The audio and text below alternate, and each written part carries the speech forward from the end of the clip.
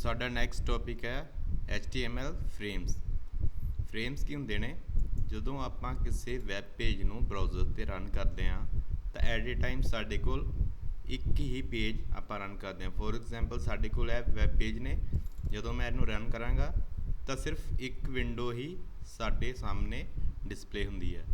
मैं चाहुंदा कि multiple pages नूं एक वैब ब्राउज़र विंडो ते अगर रन करना है तां आपां यूज़ करदे हां फ्रेम्स। फॉर एग्जाम्पल अगर मैं तिन्ना पेजां नूं सिर्फ एक ही इक्को फाइल ਜਾਂ ਇੱਕੋ ਵਿੰਡੋ ਤੇ ਡਿਸਪਲੇ ਕਰਾਉਣਾ ਚਾਹੁੰਦਾ ਤਾਂ ਮੈਂ ਯੂਜ਼ ਕਰਦਾ ਹਾਂ frames, HTML frames.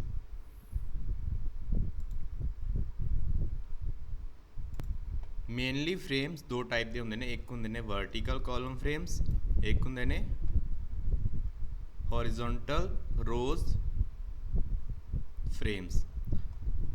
Vertical frames ਕੀ ਹੁੰਦਾ ਹੈ, ਉਹਦੀ ਆਊਟਪੁੱਟ ਇਸ ਤਰ੍ਹਾਂ ਹੁੰਦੀ ਹੈ। ਇਹ ਵਾਲੀ ਸਾਡੇ ਕੋਲ ਇੱਕ ਸਕਰੀਨ ਹੈ ਵੈਬ ਬਰਾਊਜ਼ਰ ਦੀ, ਇਹਨੂੰ 4 ਫਰੇਮ ਦੇ ਵਿੱਚ ਡਿਵਾਈਡ ਕੀਤਾ ਹੈਗਾ। ਯੂਜ਼ ਕੀਤਾ ਟੈਗ ਫਰੇਮ ਸੈਟ, ਉਸ ਤੋਂ ਬਾਅਦ ਕਾਲਮ ਫਰੇਮਸ ਆਪਾਂ ਯੂਜ਼ ਕੀਤੇ ਆ, frame 1, frame 2, frame 3, frame 4, 4 column type ਆਪਾਂ ਫਰੇਮ ਯੂਜ਼ ਕੀਤੇ ਆ। ਇਸ ਦੇ ਵਿੱਚ ਅਗਰ ਤਾਂ ਆਪਾਂ ਇਹਨਾਂ ਦੀ ਲੈਂਥ ਦੇਣੀ ਆ ਆਪਣੇ ਅਕੋਰਡਿੰਗ ਤਾਂ ਆਪਾਂ ਇੱਥੇ ਦੇ ਲਾਂਗੇ। ਅਗਰ ਆਪਾਂ ਇਹਨੂੰ 4 ਪਾਰਟ 'ਚ ਡਿਵਾਈਡ ਕਰਨਾ ਹੈ ਤਾਂ ਆਪਾਂ ਸਟਾਰ ਦਾ ਸਾਈਨ ਲਗਾ ਕੇ ਇਨ ਬਿਟਵੀਨ ਕੋਮਾਸ ਦੇ ਕੇ ਆਪਾਂ ਡਿਵਾਈਡ ਕਰ ਸਕਦੇ ਹਾਂ ਵੈਬ ਪੇਜ ਦੀ ਸਪੇਸ ਨੂੰ। ਉਸ ਤੋਂ ਬਾਅਦ ਟੈਗ ਫਰੇਮ ਸਟਾਰਟ, ਉਸ ਤੋਂ ਬਾਅਦ ਉਸ ਦਾ ਸੋਰਸ। ਪਹਿਲਾ ਸੋਰਸ ਕੀ ਹੋਏਗਾ, frame 1.html।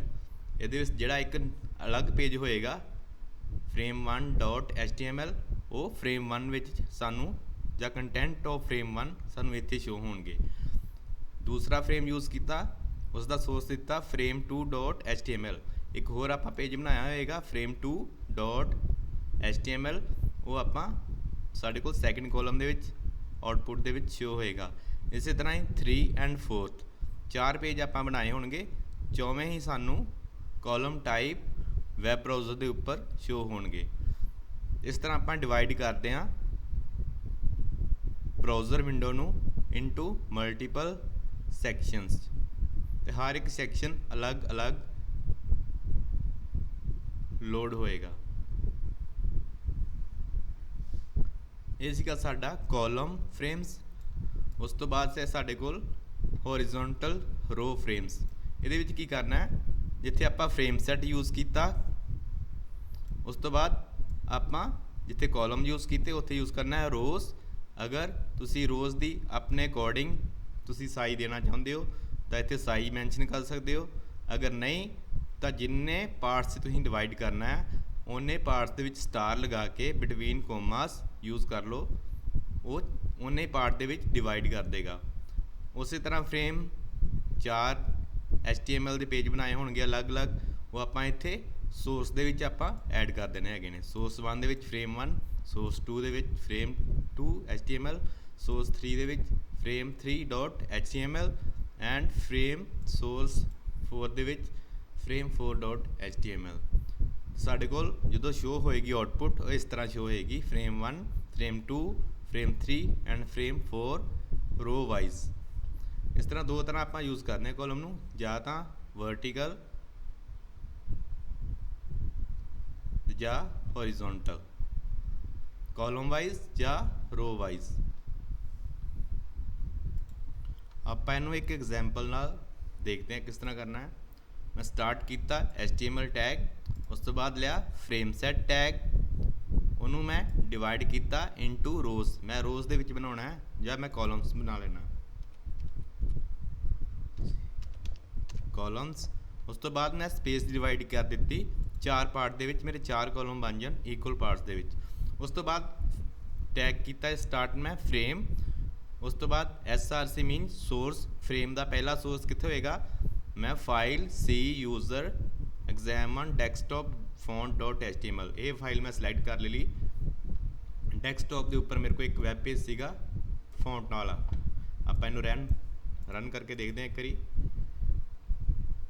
ਇਹ ਹੈਗਾ font.html ਵੈਬ ਪੇਜ, ਮੈਂ ਇਹਦਾ ਪਾਥ ਕਾਪੀ ਕੀਤਾ ਇੱਥੋਂ ਤੇ ਫਰੇਮ ਦੇ ਸੋਰਸ ਵਿੱਚ ਉਹਦਾ ਪਾਥ ਪੇਸਟ ਕਰ ਦਿੱਤਾ। ਇਸੇ ਤਰ੍ਹਾਂ ਹੀ ਦੂਸਰੇ HTML ਪੇਜ ਉਹਦਾ ਪਾਥ ਕਾਪੀ ਕਰਾਂਗਾ, ਫਰੇਮ 2 ਦੇ ਵਿੱਚ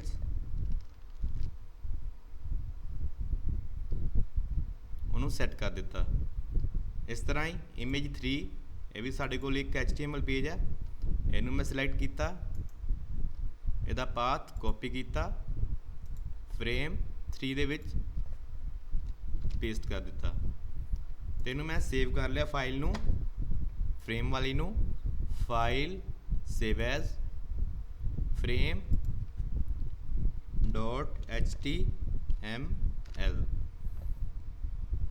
ਡੈਸਕਟਾਪ ਦੇ ਉੱਪਰ ਮੈਂ ਇਹਨੂੰ ਸੇਵ ਕੀਤਾ ਫਾਈਲ ਨੂੰ, ਸੇਵ ਆਲਰੇਡੀ ਐਗਜ਼ਿਸਟ ਯੈਸ ਕਰ ਦੋ। ਚੌਥੇ ਫਰੇਮ 'ਚ ਮੈਂ ਅਜੇ ਕੋਈ ਫਾਈਲ ਨਹੀਂ ਦਿੱਤੀ, ਅਗਰ ਇੱਥੇ ਵੀ ਆਪਾਂ ਲਗਾਉਣਾ ਹੈ ਤਾਂ ਮੈਂ ਵੈਬ ਦਾ ਨੇਮ ਇਹਦਾ ਵੀ ਕਾਪੀ ਕਰਕੇ ਸੋਰਸ ਦੇ ਵਿੱਚ ਐਡ ਕਰ ਦੇਵਾਂਗਾ। ਤੇ ਇਸ ਤਰ੍ਹਾਂ ਮੈਂ ਡਿਵਾਈਡ ਕੀਤਾ ਇੱਕ ਪੇਜ ਨੂੰ 4 ਕਾਲਮਸ ਦੇ ਵਿੱਚ, ਚਾਰੇ ਪੇਜਸ ਦੇ ਨੇਮ ਜਾਂ ਸੋਰਸ ਫਰੇਮ ਦੇ ਸੋਰਸ ਦੇ ਵਿੱਚ ਐਡ ਕਰ ਦਿੱਤੇ। ਹੁਣ ਇਹਨੂੰ ਰਨ ਕਰਦੇ ਹਾਂ ਆਪਾਂ, ਫਾਈਲ ਨੂੰ, ਫਰੇਮ ਵਾਲੀ ਫਾਈਲ ਨੂੰ ਰਨ ਕਰਨਾ ਹੈ ਹੁਣ ਆਪਾਂ। ਇਹ ਸਾਡੇ ਕੋਲ ਫਰੇਮ ਵਾਲੀ ਫਾਈਲ, ਜਦੋਂ ਸੇਵ ਕੀਤਾ ਸੀਗਾ ਤਾਂ ਇਹ ਫਾਈਲ ਬਣ ਗਈ ਸੀ। ਜਦੋਂ ਮੈਂ ਫਰੇਮ ਵਾਲੀ ਫਾਈਲ ਨੂੰ ਰਨ ਕਰਾਂਗਾ, ਸਾਰੇ ਪੇਜ ਅਲੱਗ-ਅਲੱਗ ਕਾਲਮ ਦੇ ਵਿੱਚ ਮੇਰੇ ਕੋਲ ਸ਼ੋ ਹੋਣਗੇ। ਪਹਿਲਾ ਹੈਗਾ ਫਰੇਮ HTML ਪੇਜ, ਰਨ ਕੀਤਾ ਮੈਂ, frame.html ਨੂੰ ਜਦੋਂ ਮੈਂ ਰਨ ਕੀਤਾ ਤਾਂ ਡਿਫਰੈਂਟ ਪੇਜ ਮੇਰੇ ਕੋਲ ਇੱਕ ਹੀ ਵੈਬ ਬਰਾਊਜ਼ਰ ਵਿੰਡੋ ਤੇ ਸ਼ੋ ਹੁੰਦੇ ਪਏ ਨੇ।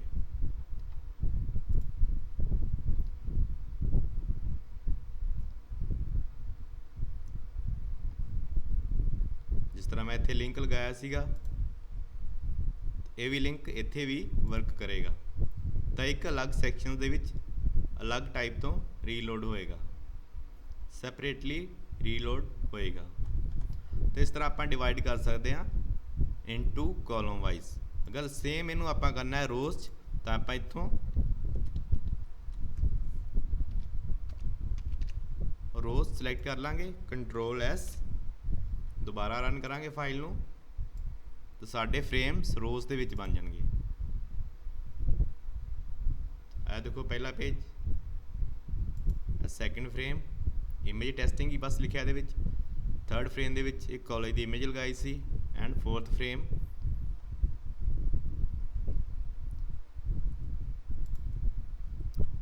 ਜਿਹੜੇ ਆਪਾਂ ਯੂਜ਼ ਕੀਤੇ ਆ ਫਾਈਲ ਦੇ ਪਾਥ, ਇਹ ਕੋਈ ਅਲੱਗ ਤੋਂ ਨਹੀਂ ਬਣਾਏ, ਪਹਿਲੇ ਹੀ ਜਿਹੜੇ ਪੇਜ ਬਣਾਏ ਸੀ ਆਪਾਂ, ਜਿਹੜੇ ਪਹਿਲੇ ਲੈਕਚਰ ਬਣਾਏ ਸੀਗੇ ਉਹਨਾਂ 'ਚ ਜਿਹੜੇ ਵੈਬ ਪੇਜ ਬਣਾਏ ਸੀ ਉਹਨਾਂ ਦਾ ਹੀ ਪਾਥ ਇੱਥੇ ਦੇ ਦਿੱਤਾ ਗਿਆ ਹੈਗਾ। ਪੁਰਾਣੇ ਪੇਜਸ ਨੂੰ ਤੁਸੀਂ ਯੂਜ਼ ਕਰ ਸਕਦੇ ਹੋ ਇੱਥੇ as a frame source. Frame source ਦੇ ਵਿੱਚ ਤੁਸੀਂ ਕੋਈ ਵੀ ਵੈਬ ਪੇਜ ਹੋਏਗਾ ਤੁਹਾਡੇ ਕੋਲ, ਤੁਸੀਂ ਉਹਦਾ ਪਾਥ ਇੱਥੇ ਐਡ ਕਰ ਸਕਦੇ ਹੋ ਤੇ ਉਹ ਰਨ ਹੋਏਗਾ ਤੁਹਾਡੇ ਕੋਲ। ਆਪਾਂ ਦੋ ਟਾਈਪ ਕਰ ਲਏ ਇਹਦੀ, ਰੋਜ਼ ਐਂਡ ਕਾਲਮ ਫਰੇਮਸ। ਉਸ ਤੋਂ ਬਾਅਦ ਅਗਰ ਤੁਸੀਂ ਚਾਹੁੰਦੇ ਹੋ ਤੇ ਰੋਜ਼ ਤੇ ਕਾਲਮ ਨੂੰ ਮਿਕਸ ਕਰਨਾ ਹੈਗਾ ਤੇ ਇਸ ਤਰ੍ਹਾਂ ਦਾ ਫਰੇਮ ਬਣਾਉਣਾ ਹੈਗਾ, ਤਾਂ ਆਪਾਂ mixing column and rows frame ਵੀ ਯੂਜ਼ ਕਰ ਸਕਦੇ ਹਾਂ। ਸਭ ਤੋਂ ਪਹਿਲਾਂ ਆਪਾਂ ਟਾਈਪ ਕੀਤਾ ਫਰੇਮ ਸੈਟ ਕਾਲਮ, ਉਹਨੂੰ 3 ਪਾਰਟ 'ਚ ਡਿਵਾਈਡ ਕਰ ਦਿੱਤਾ। ਅਗਰ ਉਸ ਤੋਂ ਬਾਅਦ ਫਰੇਮ ਸੈਟ ਰੋਜ਼, ਉਹਨੂੰ 2 ਪਾਰਟ 'ਚ ਡਿਵਾਈਡ ਕਰ ਦਿੱਤਾ। ਇਹਦੇ ਵਿੱਚ 2 ਦੇ ਦਿੱਤੇ ਆਪਾਂ ਪੇਜਸ, frame1.html, ਤੁਸੀਂ ਕੋਈ ਵੀ ਸੋਰਸ ਪਾਥ ਦੇ ਸਕਦੇ ਹੋ ਆਪਣੇ HTML ਪੇਜ ਦਾ। ਪਹਿਲਾ ਫਰੇਮ ਸੈਟ ਕਲੋਜ਼ ਹੋ ਗਿਆ, ਉਸ ਤੋਂ ਬਾਅਦ frame set 3 and 4th page HTML ਦੇ ਦਿੱਤੇ, ਫਰੇਮ ਸੈਟ ਕਲੋਜ਼। ਸਾਡੇ ਕੋਲ ਆਊਟਪੁੱਟ ਕੀ ਆਏਗੀ, 2 ਸਾਡੇ ਕੋਲ ਰੋ ਵਾਈਜ਼ ਹੋਣਗੇ ਐਂਡ 2 ਕਾਲਮ ਵਾਈਜ਼ ਹੋਣਗੇ।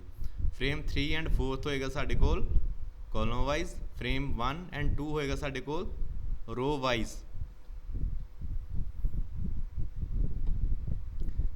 ਇਸੇ ਤਰ੍ਹਾਂ ਹੀ ਅਗਰ ਅਸੀਂ ਪਹਿਲਾ ਚਾਹੁੰਦੇ ਹਾਂ ਪਹਿਲਾ ਕਾਲਮ ਫਰੇਮ ਜਿਹੜਾ ਹੈਗਾ ਸਾਡੇ ਕੋਲ ਕਾਲਮ ਵਾਈਜ਼ ਹੋਏ, ਉਸ ਤੋਂ ਬਾਅਦ ਸੈਕਿੰਡ ਕਾਲਮ ਜਿਹੜੇ ਨੇ 2 ਸਾਡੇ ਕੋਲ ਰੋ ਵਾਈਜ਼ ਹੋਣ, ਐਂਡ ਲਾਸਟ ਤੇ ਜਿਹੜਾ ਕਾਲਮ ਸਾਡੇ ਕੋਲ ਉਹ ਉਹ ਵੀ ਜਿਹੜਾ ਹੈਗਾ ਸਾਡੇ ਕੋਲ ਪੇਜ ਉਹ ਕਾਲਮ ਵਾਈਜ਼ ਸ਼ੋ ਹੋਏ।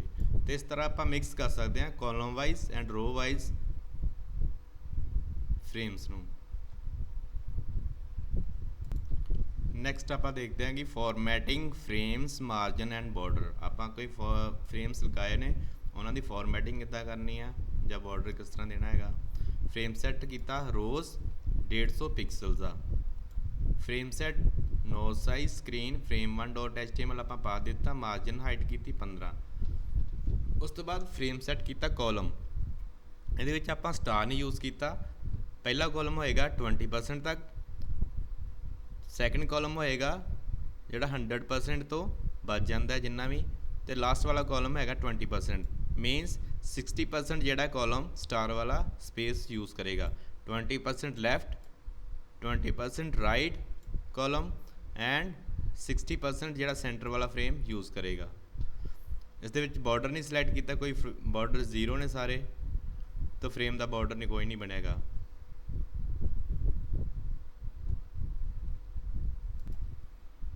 ਤੋ ਇਦਾਂ ਅਸੀਂ ਯੂਜ਼ ਕੀਤਾ ਸਭ ਤੋਂ ਪਹਿਲਾਂ ਫਰੇਮਸ ਨੂੰ ਰੋ wise and column wise.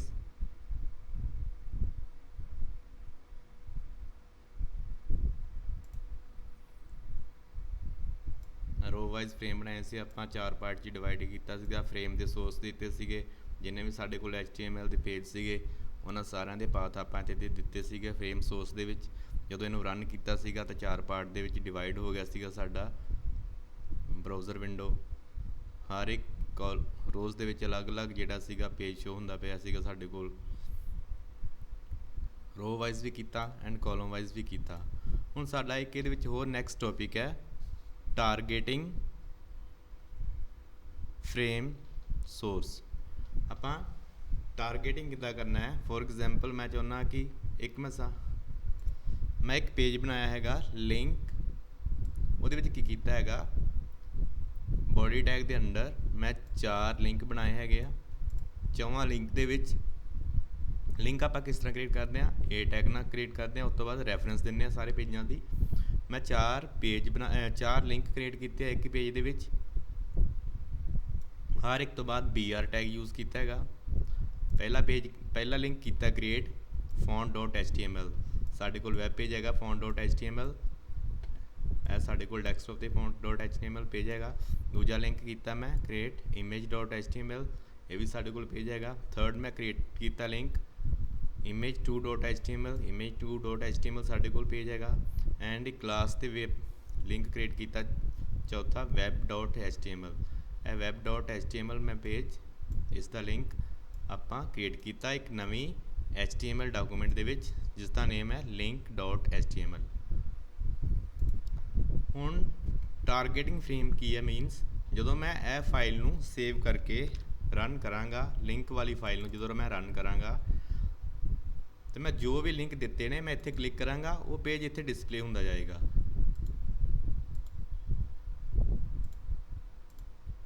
Link ਨਾਲ ਓਪਨ ਹੁੰਦੇ ਜਾਣਗੇ।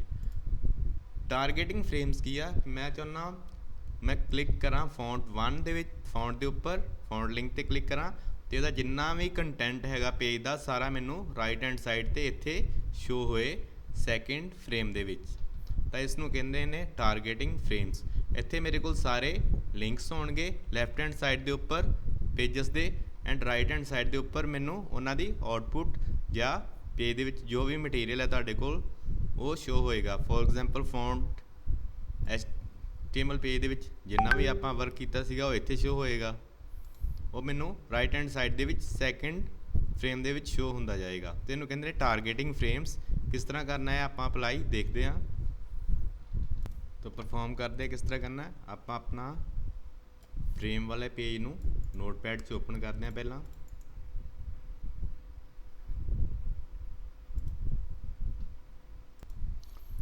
ਸਾਡੇ ਕੋਲ HTML ਦੀ ਫਾਈਲ ਸੀਗੀ ਫਰੇਮ ਵਾਲੀ, ਇਹਦੇ ਵਿੱਚ ਮੈਂ ਬਾਕੀ ਲਿੰਕ ਕੱਟ ਦਿੱਤੇ। ਫਰੇਮ ਸੈੱਟ ਮੈਂ ਇਹਦਾ ਸੈੱਟ ਕਰ ਦਿੱਤਾ 25 ਪਹਿਲਾਂ, ਤੇ ਬਾਕੀ ਜਿੰਨਾ ਵੀ ਪੋਰਸ਼ਨ ਹੋਏਗਾ ਬਰਾਊਜ਼ਰ ਦੀ ਵਿੰਡੋ ਦਾ ਉਹ ਸੈਕਿੰਡ ਜਾਂ ਰਾਈਟ ਹੈਂਡ ਸਾਈਡ 'ਤੇ ਸ਼ੋ ਹੋਏਗਾ। ਪਹਿਲੇ ਫਰੇਮ ਦੇ ਵਿੱਚ ਮੈਂ ਹੁਣ ਨਵਾਂ ਲਿੰਕ ਸੈੱਟ ਕਰ ਦਿੱਤਾ ਸੋਰਸ ਪਾਥ पहले फ्रेम दे विच मैं पाथ सैट कर दिता link.html वाला पेज। ਇਹ ਜਿਹੜਾ ਮੈਂ ਬਣਾਇਆ ਸੀਗਾ ਇਹ ਸਾਡੇ ਕੋਲ link.html ਵਾਲਾ ਪੇਜ ਸੀਗਾ ਜਿਸ 'ਚ ਮੈਂ ਸਾਰੇ ਪੇਜਸ ਦੇ ਲਿੰਕ ਦਿੱਤੇ ਸੀਗੇ, 4 ਲਿੰਕ ਬਣਾਏ ਨੇ। ਦੂਜੇ ਫਰੇਮ ਸੋਰਸ ਦੇ ਵਿੱਚ ਮੈਂ ਸੈੱਟ ਕਰ ਦਿੱਤਾ font.html। ਇਹ ਮੇਰੇ ਕੋਲ font.html। ਹੁਣ ਮੈਂ ਜਦੋਂ ਇਹ ਵਾਲੇ frame.html ਨੂੰ ਮੈਂ ਜਦੋਂ ਮੈਂ ਰਨ ਕਰਾਂਗਾ, frame.html ਨੂੰ ਜਦੋਂ ਰਨ ਕਰਾਂਗੇ ਤਾਂ ਸਾਡੇ ਕੋਲ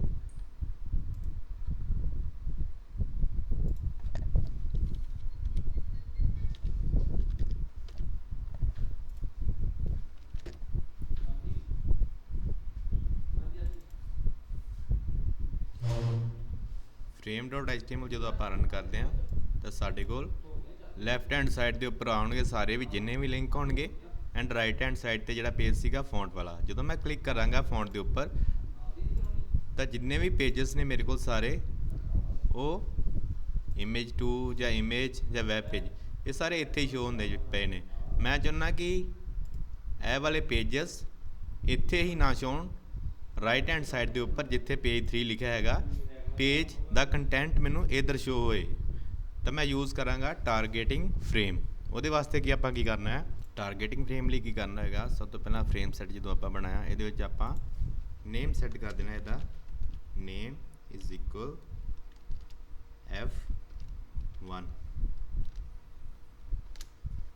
ਦੂਸਰੇ ਦਾ ਆਪਾਂ ਨੇਮ ਸੈੱਟ ਕਰ ਦਿੱਤਾ F2।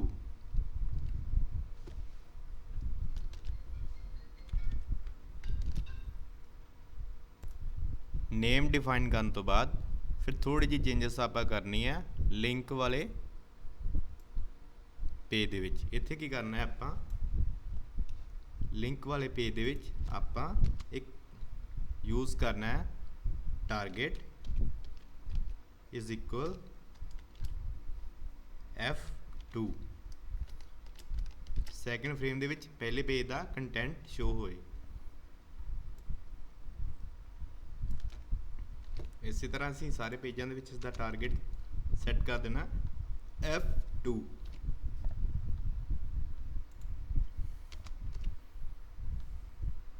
तो इदा असीं सैकेंड फ्रेम का नेम टारगेट विच सैट कर दिता, target F2 target F2 target F2 target F2।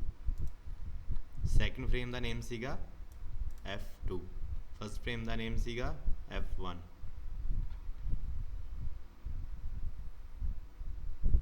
ਹੁਣ ਮੈਂ ਜਦੋਂ ਰਨ ਕਰਾਂਗਾ ਆਪਣੀ ਫਰੇਮ ਵਾਲੀ ਵੈਬ ਪੇਜ ਨੂੰ ਤਾਂ ਮੇਰੇ ਕੋਲ ਲੈਫਟ ਹੈਂਡ ਸਾਈਡ ਤੇ ਲਿੰਕਸ ਹੋਣਗੇ ਐਂਡ ਜੋ ਵੀ ਮੈਂ ਕਲਿੱਕ ਕਰਾਂਗਾ ਮੇਰਾ content right hand side second page ਦੇ ਉੱਪਰ ਸ਼ੋ ਹੋਏਗਾ। ਇਹਨੂੰ ਕਹਿੰਦੇ ਨੇ ਟਾਰਗੇਟਿੰਗ ਫਰੇਮਸ। ਕਿਸ ਤਰ੍ਹਾਂ ਕੀਤਾ ਸੀਗਾ ਆਪਾਂ ਟਾਰਗੇਟਿੰਗ ਫਰੇਮਸ, ਆਪਾਂ ਫਰੇਮ ਸੈੱਟ ਦੇ ਵਿੱਚੋਂ पहला कॉलम आप कर लिया 25%, बाकी जिन्ना भी कॉलम की स्पेस होएगी दूसरा कॉलम फ्रेम सोर्स दे विच पहला आप link.html जिहड़ा पेज बनाया सी गल वो आप ऐड कर दिता and frame source they which second page जिहड़ा साडे कोल उहदा नेम सीगा font.html। यह वाला फॉन्ट वाला आप पेज ऐड कर दिता। तो फिर आप इन्हां नूं नेम दे दिता एक नूं F1 F2। हुण F1 F2 नेम जिहड़े आप लिंक वाले पेज दे विच टारगेट च जाके असाइन कर दिते। टारगेट दे विच F2 वाला जिहड़ा सैकेंड फ्रेम है उन्होंने असाइन कर दिता सारे पेजेस नूं। तो सेव करके जो आप फिर फाइल रन करांगे फ्रेम दी तो जिहड़ा कंटेंट होएगा सानू शो होएगा राइट हैंड साइड दे उपर, जिस तरह नॉर्मली वैबसाइट्स च हुंदा। लैफ्ट हैंड साइड्स ते साडे कोल लिंक हुंदे ने एंड राइट हैंड साइड दे उपर साडे कोल उन्हां पेजेस दे कंटेंट शो होंदे ने। तो इन्हें कहते हैं टारगेटिंग फ्रेम्स। मैं इसकी तुहानूं एक वीडियो भी भेज दांगा, यह वाला जिहड़ा लैक्चर बनाया तो एक होर लैक्चर है मेरे कोल वैब ते, मैं वो भी भेज दांगा। अगर नहीं समझ लगेगी तो दोबारा उन्होंने तुसीं रिपीट करके देख सकते हो।